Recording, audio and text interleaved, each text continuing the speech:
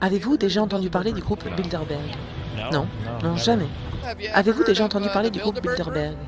Non. Le groupe Bilderberg, le sommet de la structure du pouvoir mondial. Un monde de l'ombre que le gouvernement appelle le groupe Bilderberg.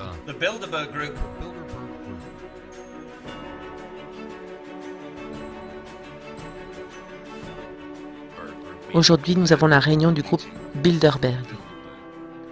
Bilderberg est fortement impliqué dans la planification de l'Union européenne.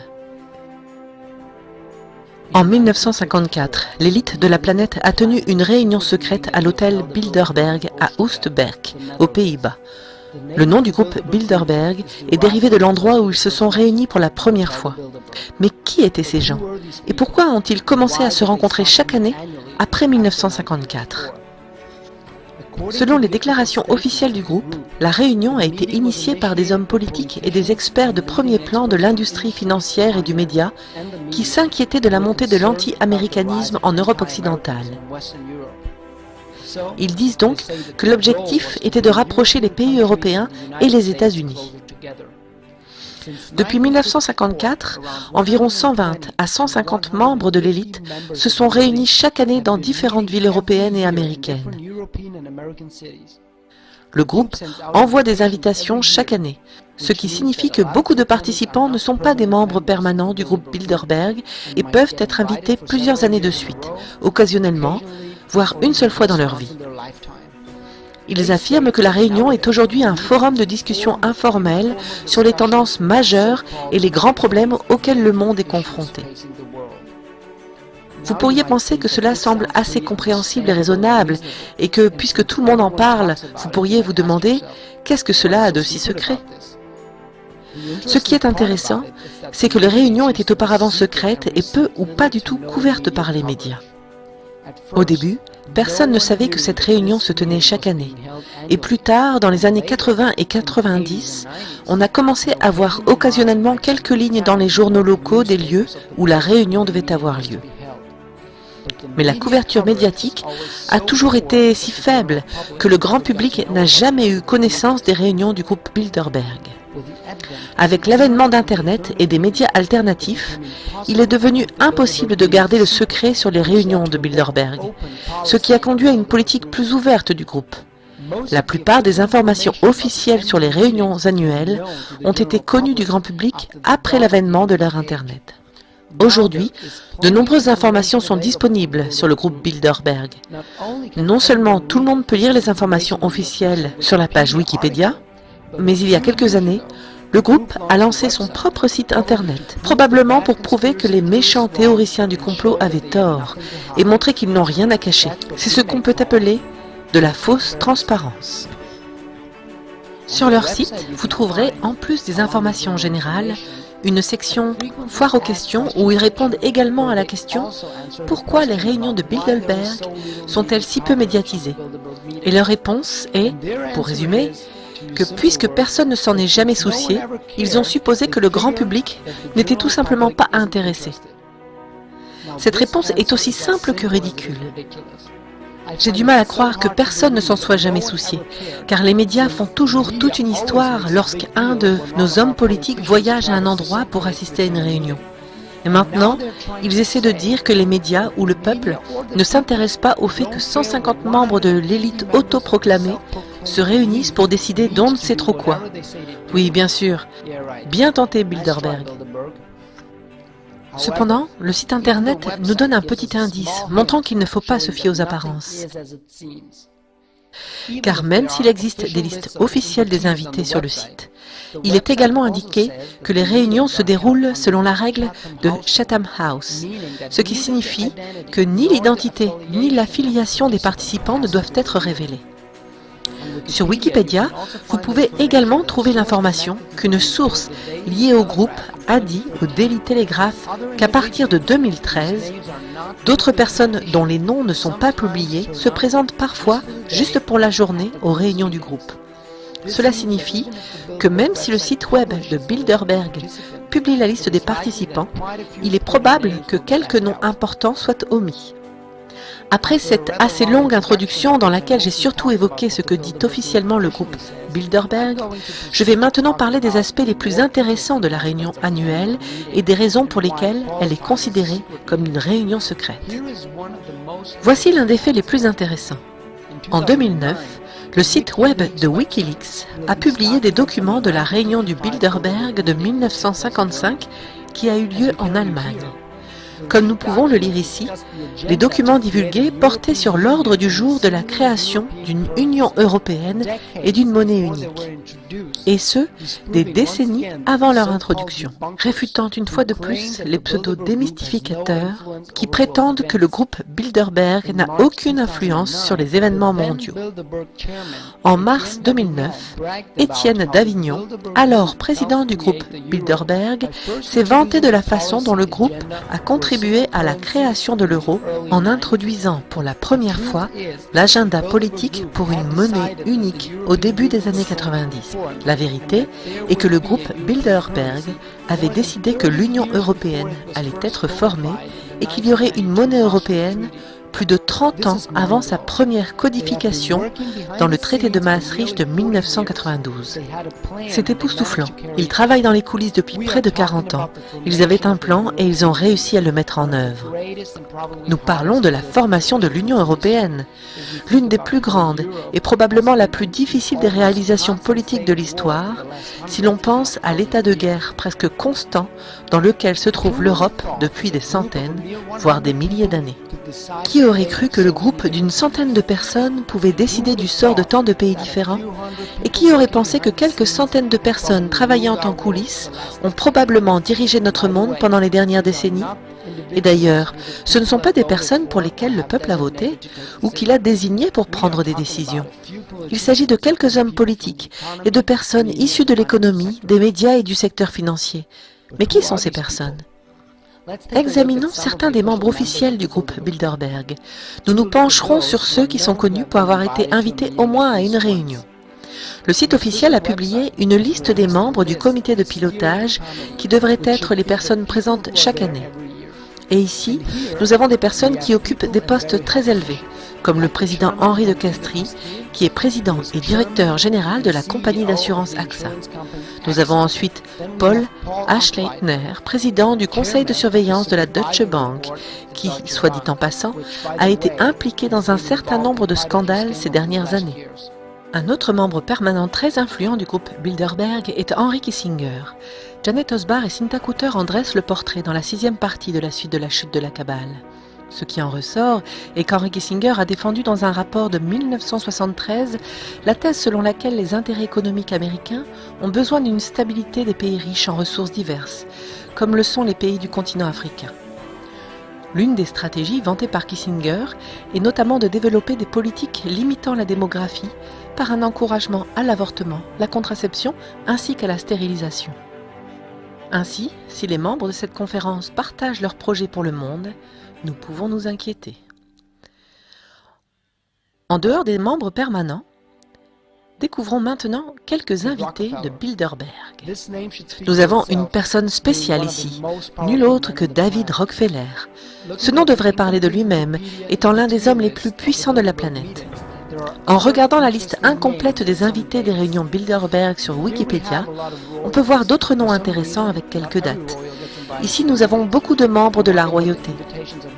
Mais toutes les royautés ne sont pas invitées à ces réunions. Je me demande bien sur quoi se basent ces invitations. Et à côté de certains hommes politiques et de certaines dates importantes, il y en a une en particulier qui a immédiatement retenu mon attention. Angela Merkel a participé à la réunion du Bilderberg de mai 2005, qui a eu lieu en Allemagne. Ce qui est intéressant, c'est que ce n'est que plus tard dans l'année, en novembre 2005, qu'elle est devenue chancelière allemande. Certains diront que c'était de toute façon évident qu'elle serait la chancelière. Mais je trouve cela très suspect. Et pourquoi les Bilderbergers n'ont pas attendu l'année suivante pour l'inviter? Pourquoi l'inviter uniquement avant les élections? Ce n'est qu'un indice parmi tant d'autres. Autre fait intéressant, La plupart des ministres des Finances sont invités aux réunions de Bilderberg. La question est pourquoi? C'est comme si on leur disait ce qu'ils devront faire. Mais je ne veux pas trop spéculer ici. Je veux juste vous faire réfléchir et décider par vous-même. En parlant des ministres des Finances, l'ancienne ministre française des Finances, Christine Lagarde, qui est maintenant directrice générale du FMI. Elle a également participé au moins une fois à la réunion de Bilderberg. Un autre cas intéressant serait celui de José Luis Rodríguez Zapatero, l'ancien Premier ministre espagnol, qui n'a été invité qu'à la réunion de 2010, même s'il était déjà Premier ministre depuis 6 ans. Un an plus tard seulement, il a quitté son poste. Il y a beaucoup de cas similaires, mais chacun peut se renseigner. Si vous pensiez que la coïncidence avec Merkel n'était qu'une coïncidence, j'en ai une autre pour vous. Celle-ci ne figure pas seulement sur la page Wikipédia, mais aussi sur le site officiel du Bilderberg. Parmi les participants de juin 2012, il y avait aussi John Kerry, qui à l'époque était sénateur du Massachusetts. Ce n'est que plus tard dans l'année que Kerry a été nommé pour succéder à Hillary Clinton en tant que secrétaire d'État. Pourquoi Kerry serait-il invité à la réunion du Bilderberg de 2012? Aucun autre sénateur américain n'a été invité à cette réunion, seulement lui, John Kerry, qui est devenu secrétaire d'État quelques mois seulement après la réunion du Bilderberg à laquelle il a participé. Et Wikipédia indique clairement que le 15 décembre 2012, plusieurs médias ont rapporté que le président Barack Obama allait nommer Kerry pour succéder à Hillary Clinton au poste de secrétaire d'État, après que Susan Rice, largement considérée comme le choix préféré d'Obama, ait retiré son nom de la liste des candidats. Personne ne semblait s'attendre à ce que Kerry devienne le nouveau secrétaire d'État. Personne. Mis à part le groupe Bilderberg. Soit ils le savaient, soit ils l'ont décidé cette année-là. Quoi qu'il en soit, le groupe Bilderberg semble disposer d'informations importantes que personne d'autre ne possède et planifie peut-être des événements importants à l'avance, alors que les gens pensent que tout arrive par hasard. Et ce sont seulement quelques-unes des coïncidences intéressantes entourant les réunions de Bilderberg. En voici une autre. Dans un article du 6 juin 2013 dans l'Obs, on peut lire « En novembre 2009, le comité directeur se retrouve à Bruxelles. On invite le chef du gouvernement belge d'alors, Herman Van Rompuy. Personne ne connaissait ce petit homme discret et quadrilingue, raconte Stevie. Il nous a fait un exposé très clair. Il a défendu l'euro avec force et brio, face aux Américains incrédules. Quelques jours plus tard, à la surprise générale, le petit homme est désigné à la présidence de l'Union européenne. Sa brillante présentation l'a peut-être ajouté au dernier moment à la liste des candidats possibles, reconnaît son compatriote d'Avignon, sans livrer aucun autre détail. Intéressons-nous plus particulièrement maintenant à la France et à ces Français qui ont accepté cette invitation. En voici une liste non exhaustive des personnes les plus connues qui y ont participé entre 2000 et 2016. Il est intéressant d'y noter que l'on retrouve l'ancien patron du FMI et l'actuel, ainsi qu'Emmanuel Macron en 2014, et son adversaire à l'élection présidentielle de 2017, François Fillon. Écoutez cette interview de Philippe de Villiers qui évoque l'intérêt que porte François Fillon au groupe Bilderberg. Absolument, c'est pas forcément un complot, ils n'ont pas besoin de comploter, ils ont le pouvoir. Ce que m'a dit un jour François Fillon, je lui ai dit mais pourquoi tu vas au groupe Bilderberg? Parce qu'il est rentré, il a été agréé par le groupe Bilderberg, de même que son ami Alain Juppé l'année d'après. C'est quoi? Dans l'évangile on dit faut pas mettre la lumière sous le boisseau. Ça vaut pour la franc-maçonnerie aussi. Pourquoi ils se cachent ces gens-là? Pourquoi ils se cachent? Il vous a répondu quoi? Et il m'a répondu incroyable la réponse. Il m'a dit que veux-tu, c'est eux qui nous gouvernent. Voilà. Donc en fait, le groupe Bilderberg, la trilatérale, ça existe. Alors, la différence entre moi et beaucoup d'autres, c'est beaucoup de gens disent ah, c'est le complot, la conspiration mondiale. Non, mais non, ils ont le pouvoir. Il est également intéressant de noter qu'en 2016, un certain Édouard Philippe, député maire du Havre, mais totalement inconnu de la scène politique française, va être invité à la conférence de Bilderberg, avant d'être nommé Premier ministre à la surprise générale en 2017. Notons également la présence en 2016 de Laurent Fabius, président du Conseil constitutionnel en France, ainsi que de Klaus Schwab, directeur exécutif du Forum économique mondial. En 2018, parmi les participants français, nous avons deux surprises. La présence de Jean-Michel Blanquer, ministre de l'Éducation nationale, et la présence de Bernard Hémier, directeur de la DGSE. Rien que ça. Notons également la présence de Björg Brende, président du Forum économique mondial. Enfin, pour terminer la liste des différents participants aux conférences de Bilderberg, notez que le monde médiatique est bien représenté.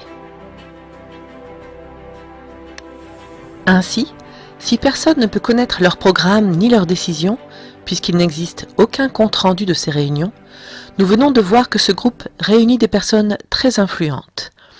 Ce groupe a montré qu'il était impliqué dans des changements politiques majeurs à travers le monde, comme notamment la formation de l'Union européenne. Mais quel est le réel impact de ce groupe?